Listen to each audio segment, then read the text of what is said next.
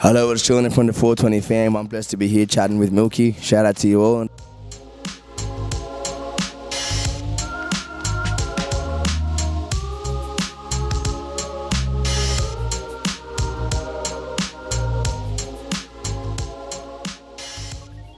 So this mixtape, I feel like, is a chapter of a book that's going to unfold. So this mixtape is just chapter one, basically. You know, this is me finding myself in this adult world where, yeah, I'm sure you all watching grow up in front of the camera. I was crazy, I was wild, I was pretty ludicrous. I basically had a death wish. I was just running around like a lunatic. I've now got a son and a wife, and it's changed my life.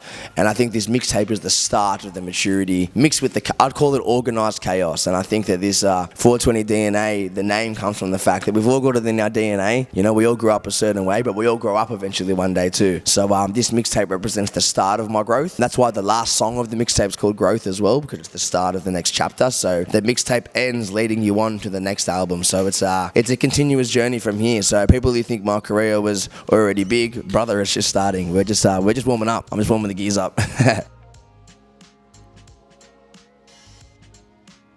Well, just basically I found the grime and the drill stuff. As an artist, loved how techie things are, loved the difficulty of it. After a certain while with the wordplay, I think fans who listen to this interview will relate. You get to a point where you're playing with words, you're doing rhymes, and you're kind of going, where's my substance? Where's the song where I'm feeling it? Whereas like, okay, cool, that bar made me go, wow, but like, you know. So this tape for me, as much as there's still a lot of that, like there's a song on there called Jenny, which is absolutely amazing, and it's just all bars, but this is a lot more focused on bringing it back to the 90s sound, bringing it back to the roots of hip-hop, kind of like. Rap stands for rhythm and poetry, believe it or not. A lot of you don't know that. A lot of you think that rap is just rap. R&B is rhythm and blues, rap is rhythm and poetry. So get it sorted, man. So I'm back to rap, I'm back to rhythm and poetry, and the rest is history. But I can do it all, man. I'm a man of many talents, man. So whatever you need, I can do. I'll make you a country song if you want. I can do it. Me and Luke Combs. I'd love a collab with Luke Combs. That'd be awesome. I'd love that. Hit him up. Someone hit him up. And my wife's a huge fan too as well. And I've seen him do a shoey. I'd out-shoey him every day. I'm challenging him to a shoey. There we go. Luke Combs is being challenged to a shoey off right here in Australia,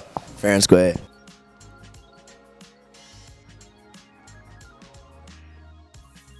Well, I think, like I said, the end of the tape, Growth, for me is a really vulnerable song. It's not so much the lyrically vulnerable, but I break down into singing, and it's just about me singing about wanting to provide for my son. And it's kind of like not really meant to be melodic or super sound. I ain't no Alicia Keys, let's be real right here. But I just pour my soul into it. So I think Growth is something to look out for, because it kind of will give you a sign of like, that's where I'm heading. The song Jenny is probably my biggest bop. Like, I just think that's just my favorite. That's just got, if you kind of got the concept there, you know, if you're from the block and your name's Jenny, I think you see where I'm heading with this. Just it's a banger. It's definitely a banger, and the bars on it are non-stop. Like, it's kind of like it was inspired by when I heard Central C Sprinter.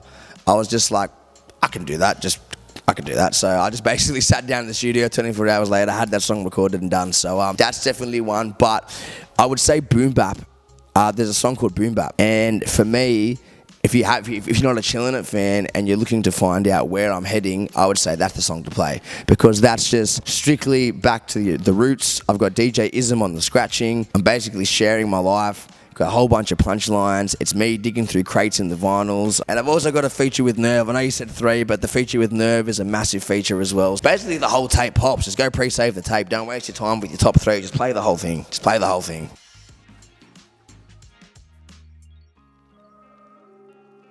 Well, I've always kind of worked, if you look at my career, so people will look back, if you look up my name and if you go onto YouTube and type in Chillinit feat and then just leave it, just take your pick, man. There's like every rapper that's ever existed. I've made a conscious effort of like, this guy's coming up, love him, want to work with him. Every tour, it's been someone different. You know, Lissy killed it with me the first tour. A-Girl killed it with me on last tour. I got Babyface Mal killing with me this tour. For me, it was pretty exciting to work with James Rain and Australian Crawl on Boys Light Up. That was pretty cool. Obviously pretty expensive. Anyone who knows the music industry knows that when you're paying for rights, like things like that, you gotta pay a cost to be a boss. But it was definitely worth it, and I grew up to that song. And I think any male in Australia has sat around a glass table with straw chairs at 2 a.m. going, when the boys light up. So it felt right 40 years later to bring that back to the people around my age, and I think it slaps personally. So whether you like it or not, I don't care, because I get mad PBs in the gym listening to it. So happy days, baby.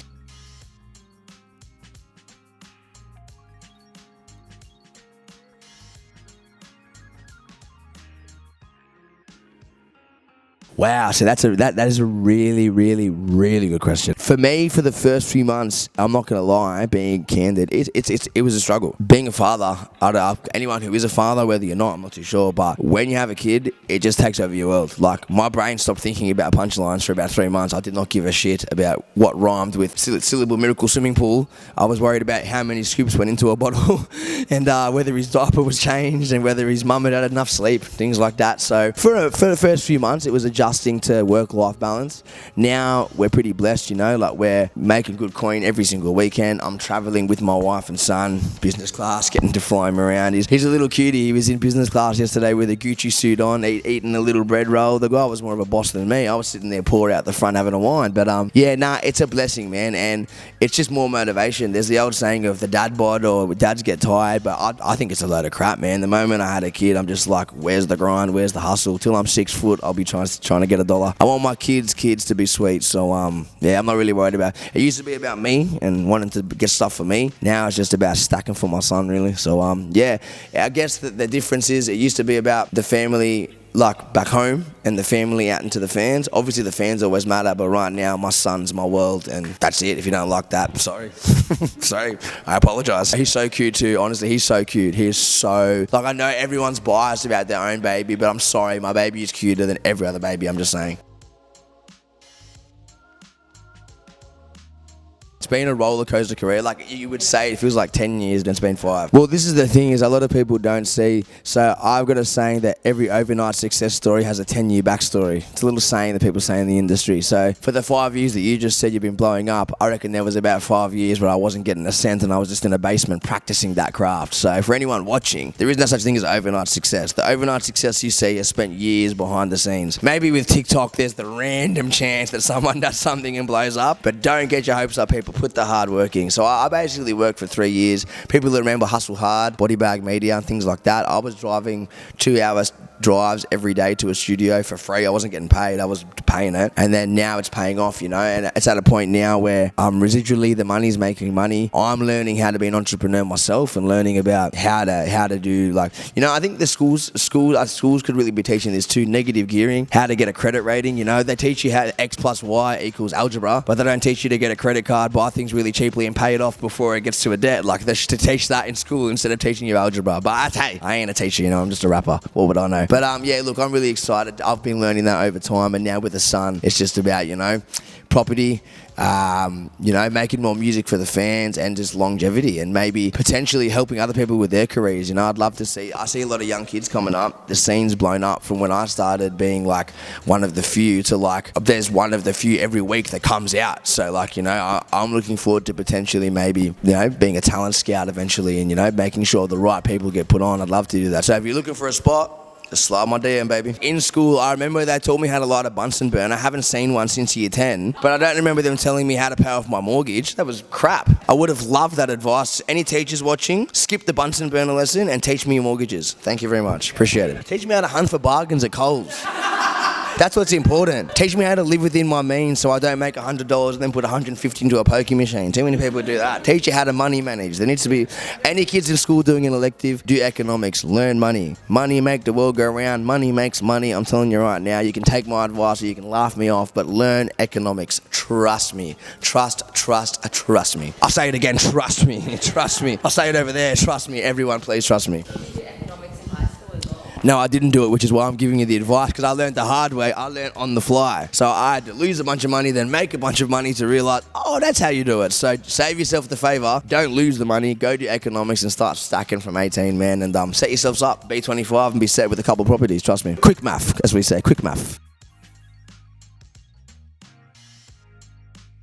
Basically what we've been doing is, I've been doing it in Queensland at the moment. So we've been doing giveaways where I hired $50 somewhere around the street in the day, and I sign it on a piece of paper, and then I film it and hide it under a rock, or I'll hide it somewhere, and then I ask the person to tag me and find it. And it's funny because there was just one the other day where I was on the live hiding it, and while I'm on the live, in the back of the live is a bloke sprinting down the street just like 100 miles an hour, and he just goes, brah, and he was just so happy. And he ended up, before I could even hide it, the bloke just took the $50 off me. So it was basically just an exchange of $50. I think I got robbed. I'm not sure if that was a robbery or that was a charity. But either way, man, it was good. But we also did a good cause at Anytime. I train at Anytime Fitness.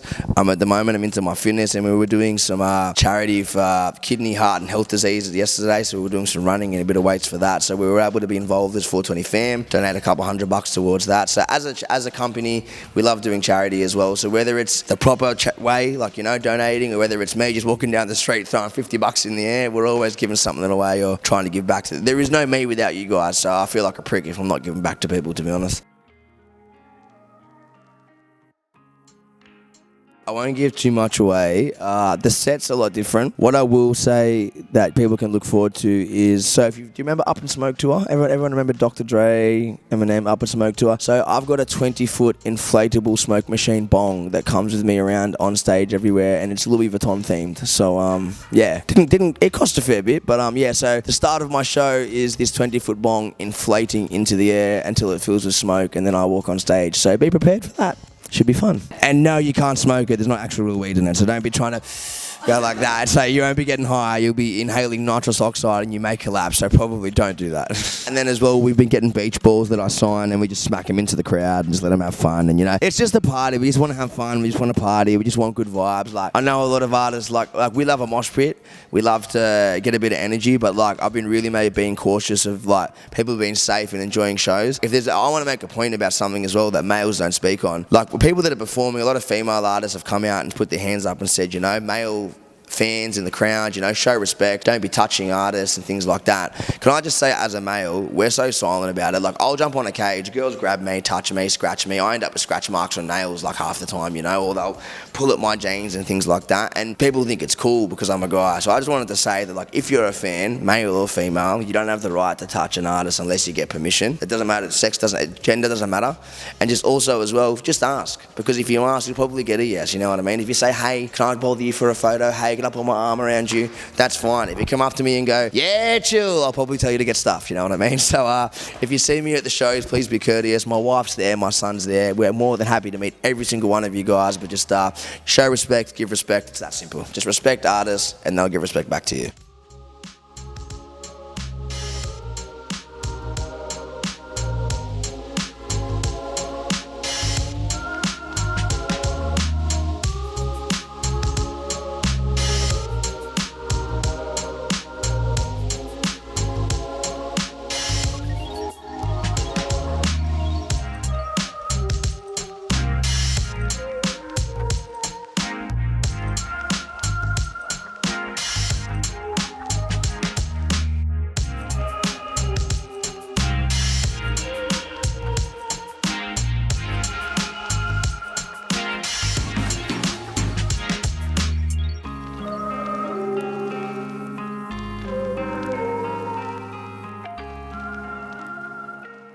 Big L's my biggest musical influence. I also love Wu-Tang Clan. I like Lauryn Hill, but I also do love Nirvana and the Foo Fighters and just rock music in general. Basically, anything that makes you feel something, I love it.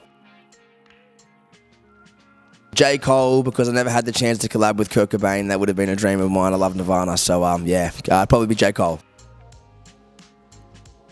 That's a very, very, very tough question, and I feel like this question, a lot of people will ignore the fact that this album influenced them the most, but you got to admit it's true. Eminem, the Red Curtain album. Don't act like two trailer park girls go around the outside. Like, name an artist where you don't have to name anything and you can just sing I created a monster. Nobody wants to see Marshall no more. They want to see a chopped liver. I think Eminem, that album, whether you know it or not, influenced your life. It shaped hip hop because it made people go, I either want to be Eminem or I don't want to be Eminem. It shaped where we are today, in my opinion. It's a massive part of hip hop, and you can't deny that. People will, because he's gone and done other stuff, and people love to hate, but that album goes down in history as one of the greatest albums. If we're not talking Biggie and Pac and stuff, it's got to be Eminem, without a doubt. Ooh, this is going to say, please don't laugh at me, guys, for this one. My favourite movie is My Girl. The movie where he goes, he can't see without his glasses. Oh my God, and I cried, I've got sunshine. I would love to do I don't think I'd suit the soundtrack for My Girl. It might be, might have to change the film a little bit, but my favourite movie is My Girl. Or if not that, I'd do it for Finding Nemo, because my son loves that movie, so I'd probably do something about Dory. My Girl and Finding Nemo, you probably weren't expecting that, were you? You can tell the dad's kicking in hard, eh? Yeah. Oh, my brain, I'll go into a blackout mode, to be honest. Like, I walk on stage and I don't see much, and then I walk off stage and then I'm back. Genuinely, it's like that. Like, so it's nerves. It's a big deep breath. It's walking on stage. I think I get 3 seconds that I can clarify where I am. And next thing you know, I'm saying thank you, wherever I am, and I'm walking off. I really couldn't tell you what happens in between. I was lucky enough to answer this in both questions. I played the tour with Sticky Fingers, got to tour with them around the whole of Australia. Seeing them play, my favourite song by them is How to Fly, let alone one of my favourite songs of all time. I got to get on stage with Dizza and sing How to Fly with him on the mic to 17,000 people, to like a sold out Horden or whatever it was. So for me, what a dream to be able to perform at that show, and then also watch that show and then jump on stage with one of my favourite singers and sing one of my favourite songs. So that, I think on the memory scales, I'm building quite a little collection here. I'm doing pretty good for my age. Not too bad so far. Oh, Spice Girl, Baby Spice is my life. Oh my God, I loved Baby. That was my first crush, Baby Spice. Chili Spice. It just naturally fits, Chili Spice. Chili wanna be my lover. You gotta get with these friends. Ooh, that's a really good question. Wow, like if we're going big, like I would love to see, because my songs, I've got to think like what songs would suit certain artists. Like, I don't know. I love Paul Kelly. Like, I know Paul Kelly wouldn't really fit my genre, but I'd be honoured to be like Paul Kelly covered one of my songs. Or if we were talking Sticky Fingers covering something would be really cool. But apart from that, I don't know. I guess really just whoever wants to cover it, cover it. You know what? I'd love to see someone I haven't heard of cover something and blow my brains away. I'd love to see acoustic covers. I'm a big acoustic guy. I love guitar. I'd love to see people flip some of my songs. There's a guy on Instagram or TikTok, and I'm so sorry that I forgot his name, but you can look him up, and he does acoustic covers of some of my songs. They're really cool. So I'd like to see more people acoustically covering some of my grime tracks and flipping them, showing me what you can do as an artist, because that will get you noticed and also get noticed by me as well. So more of that, definitely. In the shower, honestly, like performing to Splendor, 10,000 people is scary. Doing a headline show to 3,000 people is scary. Busting out in the shower is hectic. Alicia Keys, a little bit of Chile, I love it, yeah. So my favourite place to perform is the shower. Just clarifying, I shower at my house. Just clarifying that I'm not going to anyone else's house to shower. It's my shower that I'm singing in, thank you. Jeez, all the small things, Blink-182. Na na na na na na na na na na na na. I love that, man. I love that. People are gonna love and hate this comment, but if you don't think it's Drake, you're just tossing yourself off. Like, man, the guy for 20 years straight. Like, you can't name someone that did like a bunch of singing love songs, was in a wheelchair on Degrassi High, and then just dropped For the Dogs, like the most gangsterist mafia. For me, I actually did a soundbite for Triple J this morning. My number one vote for the Hottest 100 is 8 AM in Charlotte off For the Dogs, which is Drake's new album. So like, 15 years of dominance.